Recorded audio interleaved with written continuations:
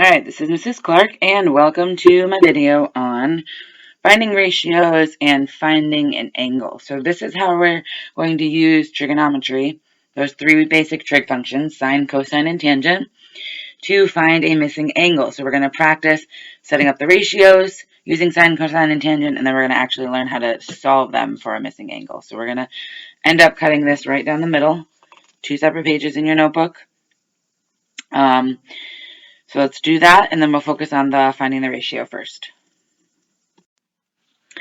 All right, so looking at finding the ratio when we don't know the angle this time. So last time we were given angles, we were given the theta as an acute angle, and now we do not know the angle. So notice our question mark is in the acute angle area. So that means this is going to be what we don't know, which is our theta. So I'm actually going to put a little theta in here. You don't have to, but I'm going to do that just to remind myself. So I'm going to need to label my sides, opposite, adjacent, hypotenuse, based on this theta, because I'm going to imagine I'm standing on the missing acute angle, and I'm going to write the ratio of sine, cosine, or tangent, depending on what information I have, using this theta. So if I go to label my sides, across from my 90-degree angle is my hypotenuse. Across from my theta is my opposite side. And then from there, my leftover side is my adjacent side. And so if I'm looking at what is given to me in the triangle, I'm going to focus on the two sides that I know, because the unknown that I have this time is my angle. So I know the opposite side, and I know the hypotenuse. So neither of those, both of those actually, are going to help me set up one of my trig functions. So which trig function will they help me with? Well, if I think about SOHCAHTOA, I've got O, opposite over hypotenuse. That's sine. So if I want to write a trig ratio, sine of the angle, well, I don't know the angle, so I'm going to use theta. Sine of theta is going to equal 31 over 53. So this should feel very familiar because we've done this before. And this time we're using theta because we don't know the angle, so theta is going to represent our x for the unknown of the angle. And we're going to learn how to solve this equation. All right, so we're going to set up each of these as a ratio first, and then on the next notebook page, we're going to learn how to solve them. All right, so looking at the next one, our theta is now over here. So looking from the perspective of this angle, our opposite is over here. No number on that one, so not going to be very helpful to me. My hypotenuse is across from my 90-degree angle. That's a 39. And my adjacent side is the one next to my theta, which is my 36. So what information do I know? Don't know my theta, so that's my variable. But I know my hypotenuse, and I know my adjacent. So adjacent and hypotenuse, that's cosine. So cosine of theta is going to equal adjacent over hypotenuse, which is 36 over 39.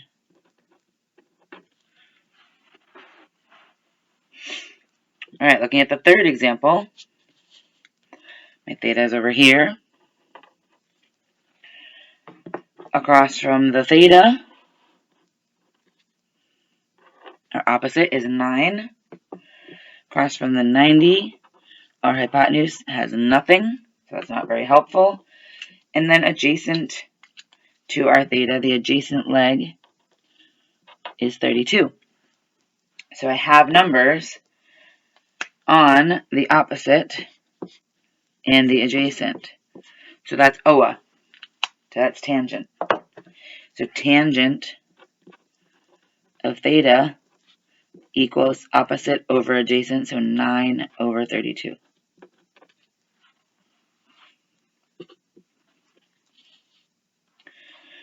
Looking at the last one, my theta is here. Opposite the theta, opposite is 5. Opposite the 90 degree is my hypotenuse, which is 6. I could label my adjacent if I want to, but these are the only two sides I have. I have my hypotenuse, and I have my opposite. So OH, again, that's sine like the first one. Sine of theta is going to equal opposite over adjacent, so 5 over 6. So writing the ratio here is going to give us our equation because we have an unknown, and the unknown is the theta. So next, on the next sheet, we're going to learn how do I solve and find the theta, how do I use my calculator to do that. So anytime you're asked to write the ratio, you're just looking at sine of your angle equals what over what, and you're just writing the information based on what's in the triangle and given to you. All right, so let's look at the other side. Now, how do I use the ratios that I just practiced how to write? How do I use them to actually find an angle? So again, imagine we're standing at the missing acute angle, set up our ratio using theta, use the inverse trig button. So we're going to learn about the inverse trig button now. Here's my theta. Again, I'm going to label my sides. Opposite is over here, but I have nothing written on that one. Hypotenuse, across from my 90, that's 11. Adjacent, the leg next to my theta, which is 8. So I know hypotenuse, and I know the adjacent. My unknown is the angle. So I'm going to use cosine because it's adjacent and hypotenuse.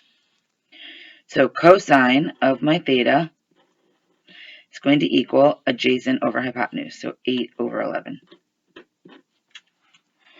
So you might say that looks just like a ratio. It is just like a ratio. The difference here is that we're looking for the theta. We're trying to figure out what theta is. So in order to do that, we need to get the theta by itself. And in order to get the theta by itself, we need to get this cosine off of it. It's attached because it's a function. To do the inverse operation, we need to do the inverse of cosine. So first I'm going to write it, then I'm going to explain what it is, then I'll show you how to do it in the calculator. So let me rewrite this real quick. Cosine of theta. If I want to get rid of cosine off of that theta, I need to do the inverse cosine. This is what it looks like.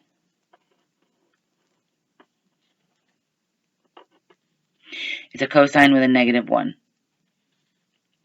If I do that to cosine of theta, what's going to happen is this inverse cosine and this cosine are going to cancel out. And I'll be left with just theta. Just like when you divide 2x by 2, they cancel out. Cosine, inverse cosine, and cosine cancel out. Press that out a little bit better. Okay. Now what happens to the other side of the equation? Well, I have to do, whatever I do on one side, I have to do on the other. So if I'm doing inverse cosine here, I got to do inverse cosine here.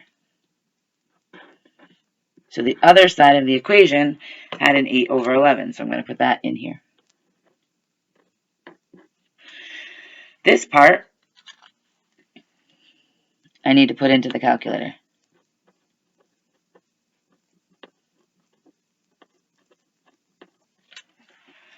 How do I do that? I'll show you. What I get for an answer is going to be what theta is equal to.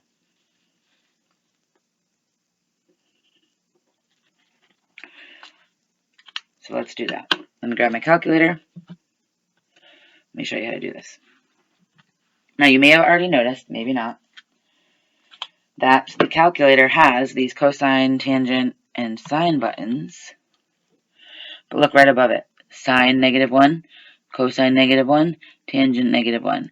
So those are inverse. This is inverse sine, this is inverse cosine, this is inverse tangent. How you get to it is by pressing the blue button first, and then whichever one you want. Just like over here, we had the square root over the x squared. Those are inverses. These are also inverses. They undo each other. So if I want cosine of 8/11ths, in my calculator, I need to use, inverse cosine of 8/11ths. I need to use the inverse cosine. So I need to hit the blue button first. Then, let me clear this out. Hold on. blue button first, then I'm going to hit the cosine button, so it'll give me cosine inverse. And then I'm just going to do 8 divided by 11. So that's just 8 divided by 11, because that's how we write 8/11ths. Close your parenthesis, hit enter, 43.34. We're going to round to 2 decimal places. 34 has a 1 after it, so it stays 34. So here I'm going to say theta is approximately equal to 43.34 degrees. So the acute angle that we were basing our triangle off of right here is a 43.34 degree angle. That is found because we used cosine and because we knew these two sides. You have to have two sides in order to find an angle. We use the trig functions to help us do that. So let's do these other two examples together, and then you're going to try some of these on your own in a practice. So I know that was a lot, but we'll get it again on the next one here. All right. Number 2. Here's my theta. Let's start by writing our ratio. We got to figure out if we're sine, cosine, or tangent. So I'm going to look from my theta. I'm going to look opposite. My opposite is 34. Opposite my 90 is my hypotenuse. Nothing there. The leg next to my theta is 44. That's my adjacent. So what information do I have? I have the opposite side, and I have the adjacent side. So opposite and adjacent goes with tangent. So tangent of theta, that's what I'm trying to figure out, is equal to opposite over adjacent, so 34 over 44. To get what the theta is, I have to get rid of tangent. To get rid of tangent, I have to do inverse tangent. So tan inverse of tan theta equals tan inverse of 34 44ths.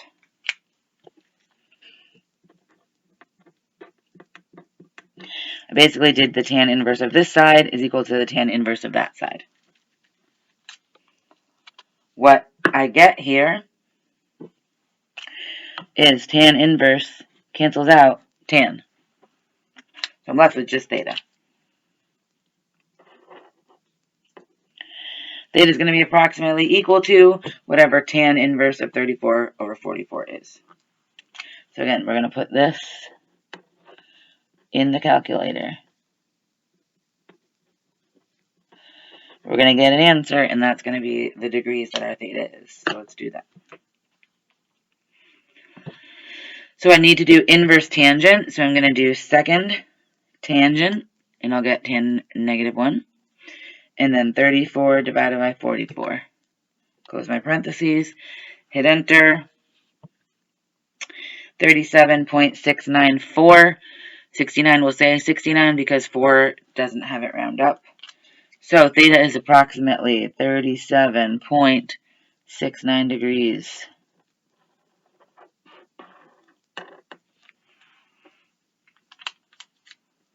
All right, we got one more example to do together, and then you're going to be practicing on your own. All right, last one. Theta is here. So opposite the theta is 10, so that's my opposite side. Opposite the 90 degree is 11, that's my hypotenuse. Which means the one left over, the leg to the next to the theta, is my adjacent. There are numbers on my opposite side and my hypotenuse. So OH is sine. So sine of theta is going to equal opposite over hypotenuse, 10 over 11. To get what theta is, I need to do the inverse of sine. So sine inverse is going to equal sine inverse of 10 over 11. So I'm getting them ready here. Sine inverse of sine theta is going to equal sine inverse of 10 over 11. I want you to show this step that they cancel out. So sine inverse canceled out sine. I want you to write that and cross it off. So you're showing your work that you're doing the inverse of sine. Theta is going to be approximately equal to whatever this is in the calculator.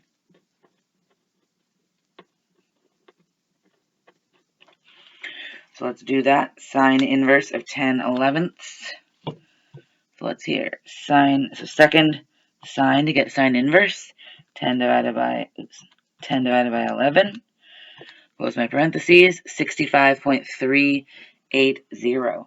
So theta is approximately 65.38 degrees.